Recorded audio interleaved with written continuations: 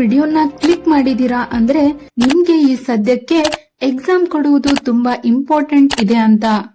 ಒಳ್ಳೆ ಮಾರ್ಕ್ಸ್ ಇಂದ ನೀವು ಪಾಸ್ ಆಗ್ಬೇಕು ಅಂತ ನಿಮ್ಮಲ್ಲಿ ಇಚ್ಛೆ ಇದೆ.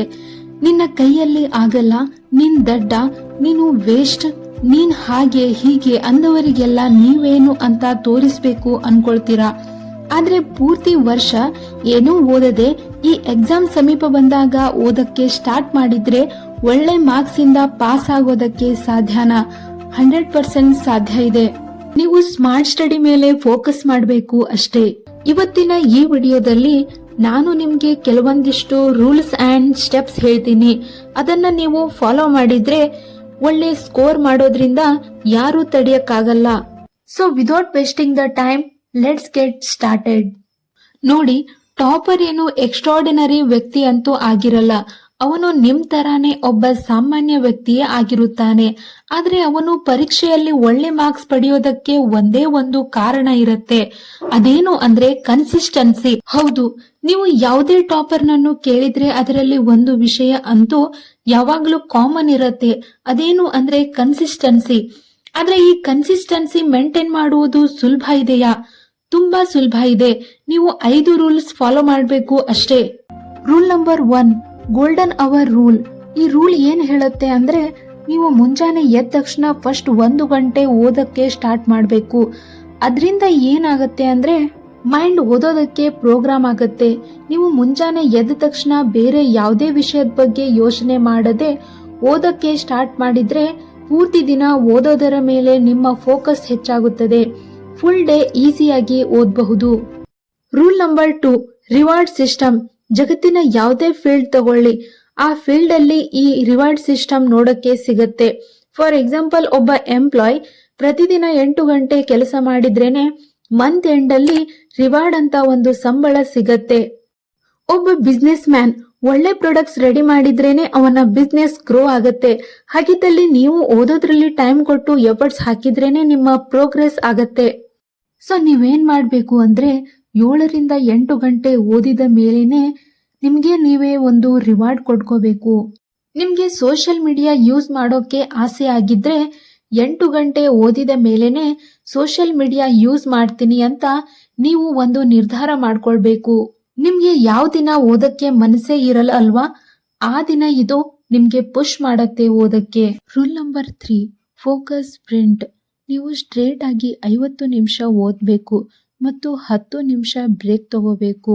ಮತ್ತು ಆ 10 ನಿಮಿಷ ಬ್ರೇಕ್ ಅಲ್ಲಿ ಈ ಕೆಲಸಗಳನ್ನು ನೀವು ಮಾಡಲೇಬಾರದು. ಆ ಕೆಲಸಗಳು ಏನು ಅಂದ್ರೆ ಸೋಷಿಯಲ್ ಮೀಡಿಯಾ ಯೂಸ್ ಮಾಡುವುದು, ಸ್ಪೋರ್ಟ್ಸ್ ಮ್ಯಾಚ್ ನೋಡುವುದು. ಈ ರೀತಿ ಕೆಲಸಗಳನ್ನ ನೀವೇನಾದ್ರೂ ಮಾಡಿದ್ರೆ ನಿಮ್ಮ 10 ನಿಮಿಷದ ಬ್ರೇಕ್ ಅರ್ಧ ಗಂಟೆ 1 ಗಂಟೆವರೆಗೆ ಹೋಗುತ್ತೆ. ಅದಕ್ಕೆ ನೀವು ಆ 10 ನಿಮಿಷದಲ್ಲಿ ವಾಕಿಂಗ್ ಮಾಡುವುದು, ಸ್ನ್ಯಾಕ್ಸ್ ತಿನ್ನುವುದು, ಈ ರೀತಿಯ ಕೆಲಸಗಳನ್ನ ಮಾಡಬೇಕು. Rule number 4, no pornography. ನೋಡಿ, ಬೇರೆ ಒಂದು ಹುಡುಗಿ ಹಿಂದೆ ಹೋಗೋದ್ರಿಂದ ನೀವು ತಾತ್ಕಾಲಿಕ ಸ್ಯಾಟಿಸ್ಫ್ಯಾಕ್ಷನ್ ಹಿಂದೆ ಹೋಗೋದ್ರಿಂದ ನೀವು ಮಹಾನ್ ವಿಷಯಗಳನ್ನು ಸಾಧಿಸಲಿಕ್ಕೆ ಸಾಧ್ಯನೇ ಇಲ್ಲ. ಎಷ್ಟೋ ವಿದ್ಯಾರ್ಥಿಗಳು ಇದರ ಅಡಿಕ್ಷನ್ಗೆ ಬಲಿ ಆಗ್ತಿದ್ದಾರೆ. ಅವರಲ್ಲಿ ಎಲ್ಲಾ ಸಾಮರ್ಥ್ಯ ಇರುತ್ತೆ, ಆದರೆ ಇಂಥ ಅಡಿಕ್ಷನ್ಗಳಿಂದಾಗಿ ಅವರ ಎನರ್ಜಿ ಬೇರೆ ವಿಷಯಗಳ ಕಡೆ ಹೋಗಿರುತ್ತೆ ಮತ್ತು ಅದರ ಲಾಸ್ ಅವರೇ ತುಂಬಬೇಕಾಗಿರುತ್ತೆ. So avoid pornography at any cost. Rule number 5, be honest to yourself. ನಿಮಗೆ ನೀವೇ ಪ್ರಾಮಾಣಿಕವಾಗಿರಿ. ನೋಡಿ, ಎಷ್ಟೇ ಬುದ್ಧಿವಂತ ಸ್ಟೂಡೆಂಟ್ ಇದ್ರೂ ಕೂಡ ಕೆಲವು ದಿನ ಹೇಗಿರ್ತಾವಂದ್ರೆ ಪೂರ್ತಿ ಎಫರ್ಟ್ಸ್ ಹಾಕ್ಲಿಕ್ಕೆ ಆಗಲ್ಲ, ಪ್ಲ್ಯಾನ್ ಮಾಡಿದಷ್ಟು ಓದಕ್ಕೆ ಆಗಲ್ಲ. ಆದರೆ ಅಂಥ ದಿನ ನೀವು ನಿಮ್ಮ ತಪ್ಪುಗಳನ್ನು ಬೇರೆಯವರ ಮೇಲೆ ಹೇರಬೇಡಿ. ಬದಲಿಗೆ ನಾಳೆನ ಇನ್ನೂ ಚೆನ್ನಾಗಿ ಓದಬೇಕು ಅಂತ ಮೈಂಡ್ ಸೆಟ್ ಮಾಡ್ಕೊಳ್ಳಿ.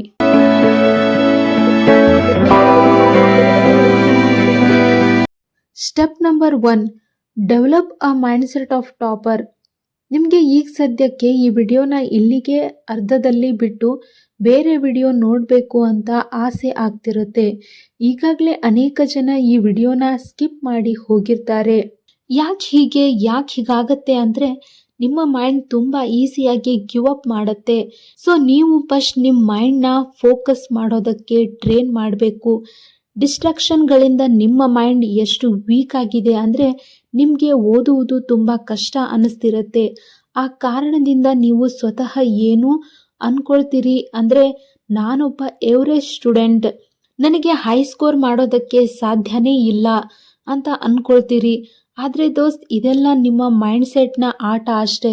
ಒಮ್ಮೆ ನಿಮಗೆ ನೀವು ಅಂದ್ಕೊಂಡಿರೋ ರಿಸಲ್ಟ್ ಸಿಕ್ಕರೆ ನಿಮಗೆ ನಿಮ್ಮ ಮೇಲೆ ಕಾನ್ಫಿಡೆನ್ಸ್ ಹೆಚ್ಚಾಗುತ್ತದೆ.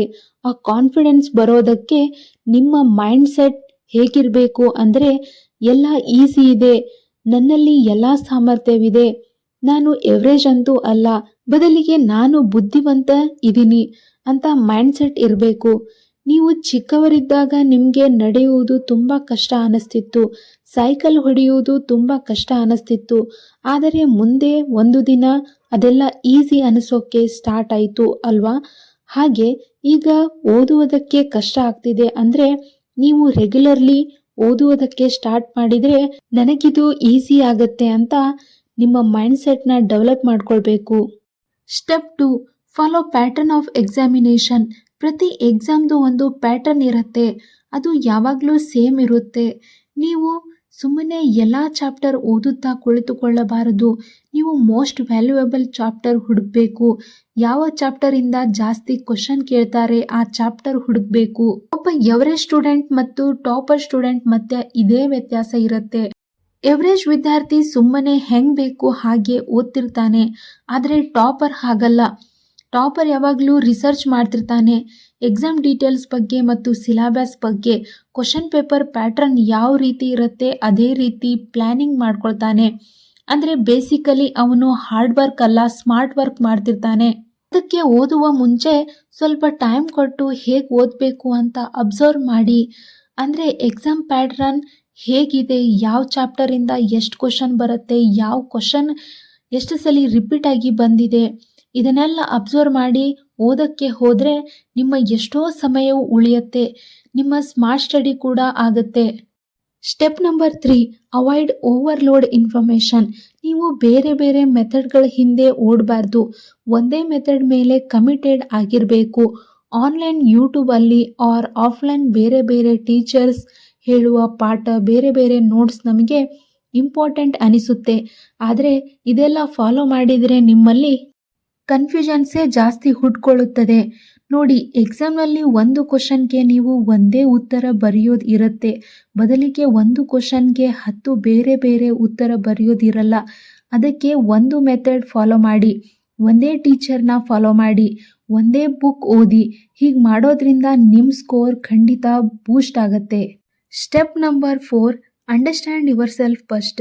ಈಗ ಅಂದ್ಕೊಳ್ಳಿ, ಒಂದು ದಿನ 10 ರೊಟ್ಟಿ ತಿಂತೀರಾ, ಇನ್ನೊಂದು ದಿನ 2 ರೊಟ್ಟಿ ತಿಂತೀರಾ, ಮತ್ತೊಂದು ದಿನ ಏನೂ ತಿನ್ನೋದೇ ಇಲ್ಲ.